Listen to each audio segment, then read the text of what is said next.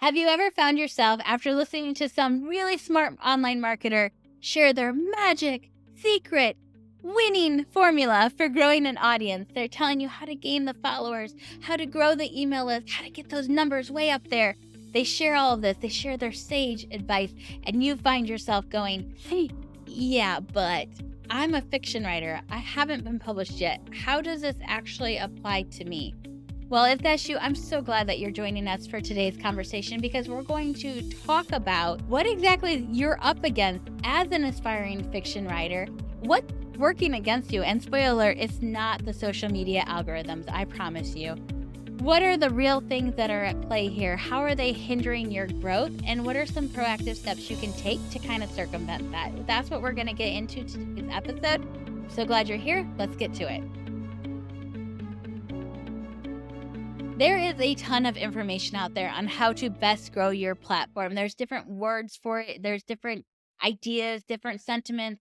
A lot of times it feels really heavy and overwhelming. It feels a lot of work to do on top of already trying to write a novel that's really in depth and requires a lot of thought and attention and time. You're oftentimes doing this as a side hustle right now until you get that book deal. I want you to know that what I'm about to tell you today, it's coming from a place of understanding that and respecting that and honoring that.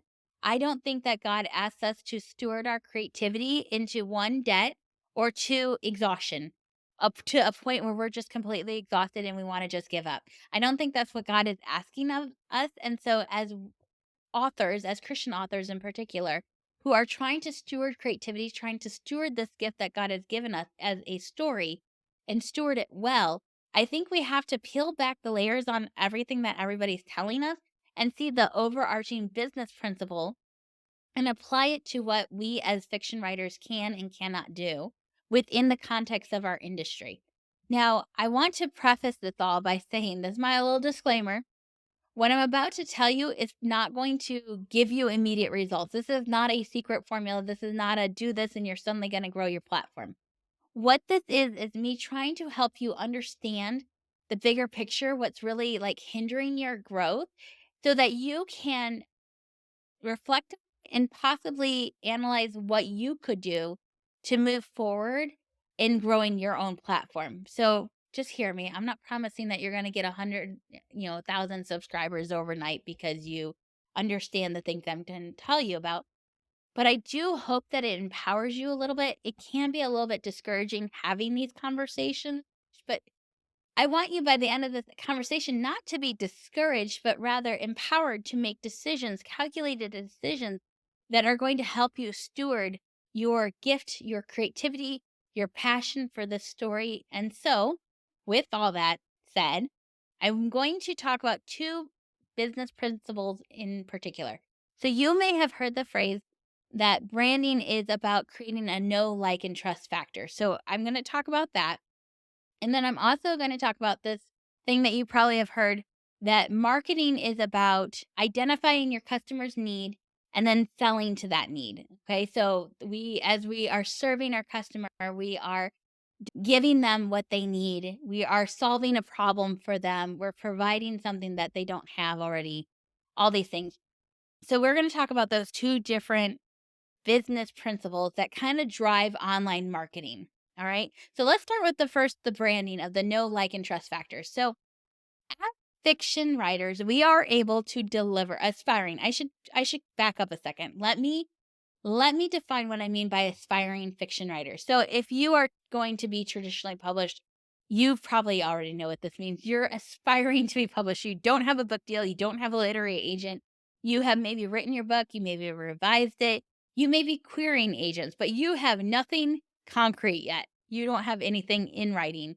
So you are in a period of waiting and you are aspiring to be published. Now, if you're an indie author, maybe you have made that decision, but you too have not gotten to that point where things are in motion for a book to come out. You may have written it, you may have edited it, you may be in revisions, maybe it's gone to beta readers, but you haven't actually gone into that production of cover, interior, loading it up to KDP or Ingram Spark or anything like that. Like, you don't even have a deadline for when it's going to come out, right?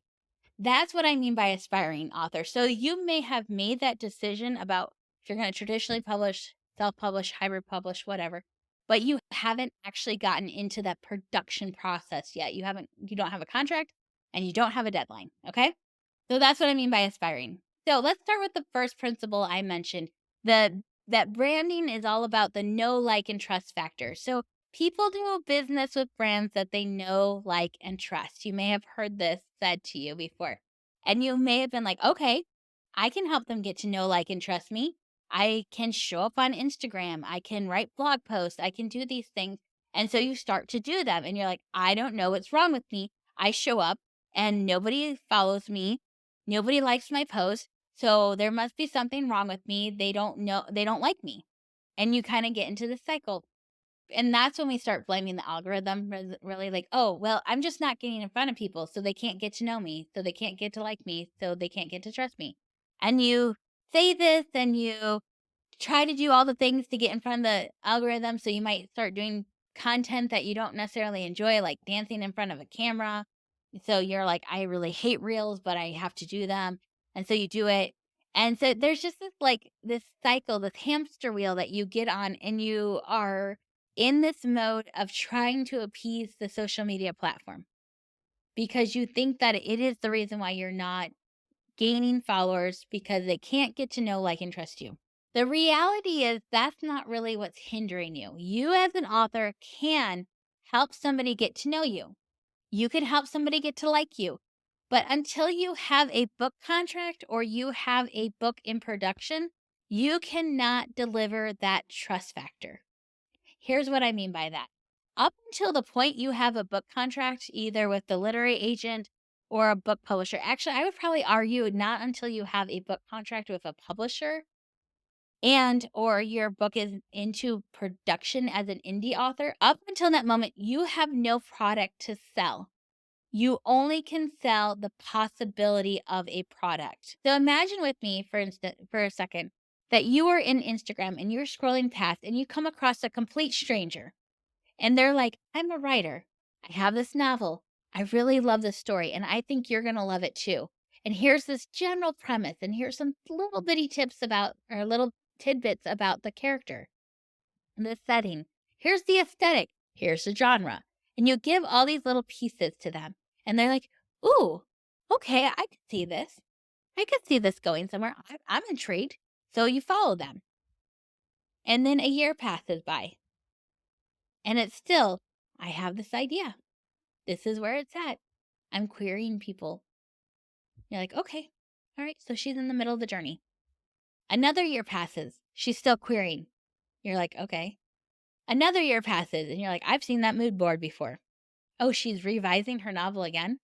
Another year passes. And you're like, okay, this is starting to get repetitive. And maybe you unfollow her. Or you're scrolling, you come across a stranger and they're like, so I have this novel, it's this. And you're like, okay, that sounds good. And you're like, when is it coming out? Where could I buy this? And they're like, I'm just shopping it around. I have query. I'm going to go attend this conference. And you're like, okay, I'll come back when she actually has something. Right? Now imagine you're in your inbox and you're going through your emails and you're like, oh, let me see if she has any news. Oh, nope, no news. Oh, who is this author again? I followed her, but I don't remember who she is because she doesn't email me that often. And what was her book again about? I want you to be really honest. Put yourself in the shoes of somebody who is on a noisy platform or in a very full inbox. And they're dealing with having to decide how they're going to divide their time, how they're going to navigate the sheer amount of noise that they have to navigate in their news feeds, in their inboxes. If you were in their shoes, would you pay attention to the complete stranger that has only a possibility of a novel? I wouldn't.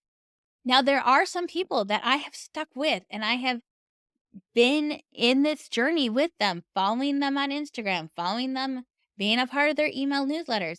I will tell you, they are my friends. There are very few people. I can only think of like 2 accounts that I still follow, just hoping that they will get picked up by a publisher because I really like the premise of their book and I really like them. But I will tell you that when I come across new accounts and they're like, I'm a writer and I have this novel idea and I'm doing these things, they don't look professional to me. They look like they have a hobby, and I don't know that I can trust that they will ever deliver on that promise of a novel. And there's other people who can deliver on a promise of a novel.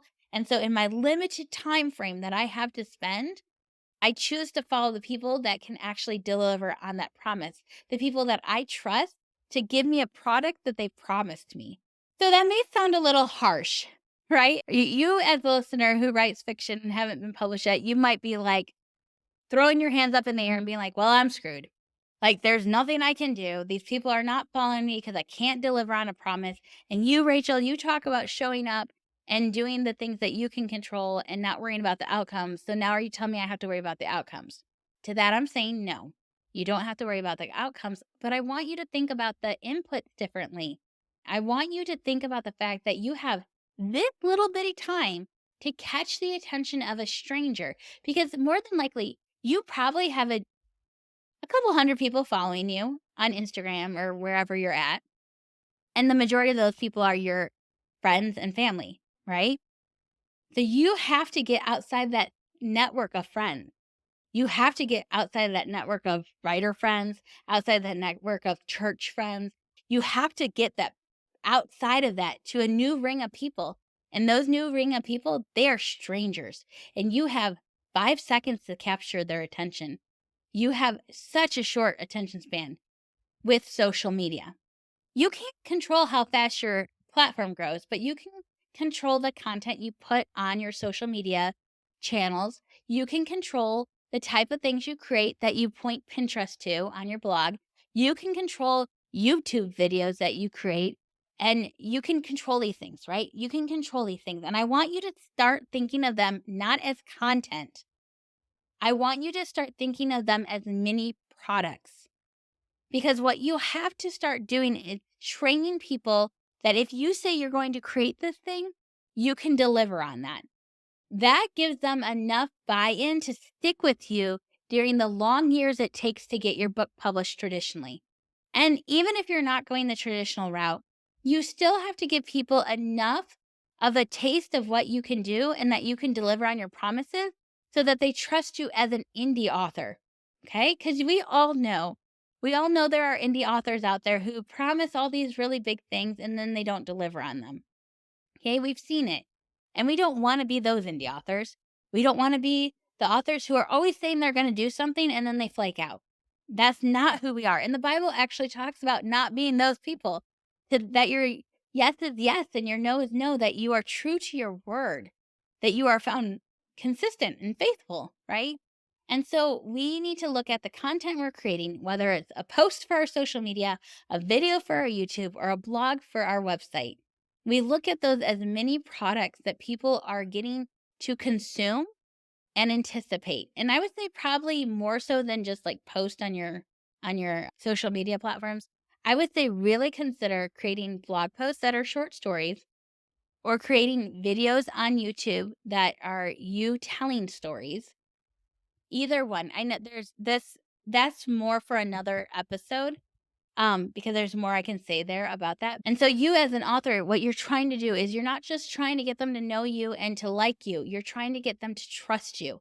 And as a brand, the only way you really truly can do that is by creating a product, by promising something and delivering on it, by giving them a product that does what you said it's going to do. So if it's a short story and you say, this is the short story about X, Y, and Z, and you're going to experience this, and here's the synopsis, then that's better be what that short story does, right? Now, there's different thoughts on like what should be free, what should be paid, what should be an email opt-in, and that we don't have time for that in this episode. But I want you to just shift your mindset into what can I do to create trust between me and the audience. And one of these things that I'm going to challenge you on is showing up consistently in your email, on your social media platforms. Show up consistently, even if it's just in your Instagram stories. Okay? Show up consistently. Because if you said, I'm an author that serves you, the reader, and then you go and hide for a couple of months, how is that building trust between you and the audience? So I want to encourage you to think really critically about this. Really take a good look at yourself and say, am I doing this? Am I building trust between me and my reader? Am I telling them that I do these things, that I serve them in this way? And if I say to them, I'm serving them in this way, am I actually serving them in this way? Now, nonfiction authors have an easier time of this because it naturally flows. They say, I'm going to help you do X, Y, and Z. I'm going to teach you how to do sourdough. And then they teach them how to do sourdough. They're not waiting for that book deal to teach them how to do sourdough. Now, they might get a book deal with recipes of sourdough and how to as a beginner, but in the meantime, they get to do the thing that they're promising they're going to do. Fiction writers, we have to get creative about showing them that we will do what we said we're going to do. We're going to entertain them in the way that we said we're going to entertain them. We're going to move them in the way that we said we're going to move them. Or we're going to talk about a certain subject from a certain worldview in the form of a story. And then we do that. We have to build trust with our audience. That's one of the key ways we're going to grow an audience. Now, that's building know, like, and trust with your audience. And that goes a long way. That people do business with brands that they know, like, and trust, right? Okay, so let's go into the second part of this, the idea of serving your reader. Now, you have probably heard this. I kind of just hinted at it a little bit with the nonfiction example. And it is so hard for fiction writers to figure out, how do I serve my audience when I don't have a novel? Like, there's nothing I can really promote to them. How do I get them on my email list? All those things. Now, I'm not going to go into lead magnets and all that right now, your email list. What I want to focus on right now is changing your mindset about how you're serving your reader on your online platform and in your email list. Because here's the thing, you've done the hard work of figuring out what problem your product, your novel is solving for your reader. You've done the work of figuring out who your reader is. You have done this research, you've identified this person, you've identified their desires, their wants, their problem. You have created a novel that is going to appeal to them. But that's why they're coming to your platform. That's not why they're opting on your email list.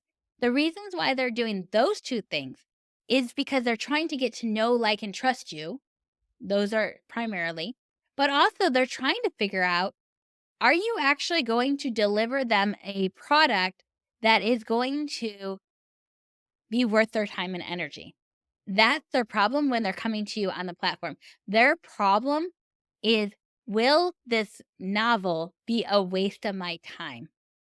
Will this novel be worth it? And that is the thing they're trying to solve. That's the problem they're trying to figure out when they're Googling you, when they're following you on Instagram, when they're reading your blog posts, when they're watching your YouTube videos, when they're doing any kind of engaging with you, even before you are published. They are trying to figure out, is your novel going to meet their needs? Is it going to be worth it? And so their problem is not what their problem is when they read the novel. Their problem is trying to figure out if your novel is going to be worth it. So they're doing their due diligence. They're doing their research into you. And if you reframe the content that you're making on your platform to that angle, it suddenly becomes clear what content you need to make, right? It suddenly becomes clear what your opt-in is and your lead magnet is. It suddenly becomes clear how you write your emails to them, what videos to make on your YouTube channel. You're going to create content that answers this big overarching question. Is it worth it to read this novel? Is this novel going to be worth it? And your content is going to overwhelm them with yes. And it's going to get them excited about this novel. So your content is going to revolve around sub-questions. Questions that fall into this big category of, is it going to be worth it? It's going to be more things like, is this going to be written by a worldview I agree with? And if it's not, is that going to be a problem? It's going to answer questions like, is this novel going to trigger me in any way? Is this novel going to go deep? or is it going to stay a little surface level? Is this novel going to make me laugh, or is it going to make me cry, or is it going to make me do both? Is this novel going to be something that I want to spend a long time with, or is this something that's going to be a quick and fun, easy read? Is this novel something that's going to have a lot of verbose prose in it? Let's try to say that phrase 3 times fast. Verbose prose in it, or is it going to be more of an easy read? You know, there are some readers who struggle with reading, and so knowing that you are a wordy author or more of a literary approach in your writing, might be something they need to figure out. Is your novel going to be really unique in its formatting, in its approach, or not? Is your novel going to come from the first person or third person? Is it going to be dual perspectives? Is it going to time jump? There's just all these things that they want to know about your novel, because if the answer is like a flow chart, it's like if this, then this, if that, then this, if this, then that, all going down to the bottom of the flow chart where it's buy my novel. If this is true, if this is true, if this is true, buy my novel. If you like books like this, go here. If you don't, then go here. To the bottom of the flow chart where it, yes, buy my novel, right? And so your content is helping them go through that, even if you haven't published your novel yet. And so the key here, I think, is first believing you have a novel that is worth their time reading. But you also have to identify it's worth their time reading if they like this, if they enjoy that, if they have this worldview, if they care about this, or if they care about that, then they'll enjoy reading this novel. You have to answer that for them. That's how you're serving them on your online platform and in your email list. I hope this has been helpful for you today in identifying these kind of big marketing perspectives and how we can maybe apply them a little bit better to our own platform growth. If you got any value out of this episode, please, if you're watching this on YouTube, leave me a comment below. Tell me which of these you found insightful. Maybe you disagree with me. Maybe you're like, yeah, that's not at all true. Or maybe you're like, yeah, this makes sense for the first time in my life as a fiction writer. Either way, let me know. I would love to engage in that conversation with you in the comments. If you're not watching this on YouTube, if you're listening to this on the podcast, you can always DM me on Instagram at Rachel Fehrenbach. And if you have a writer friend that is also struggling to build their platform as an aspiring fiction writer, would you please forward this episode to them and let them know about it? Because it might help them reframe and rethink some things so that they can make a little bit better progress this year in serving their reader and building that know, like, and trust factor. Thank you for joining me today. Join me back here next week as we continue this conversation on the business of Christian fiction. Bye.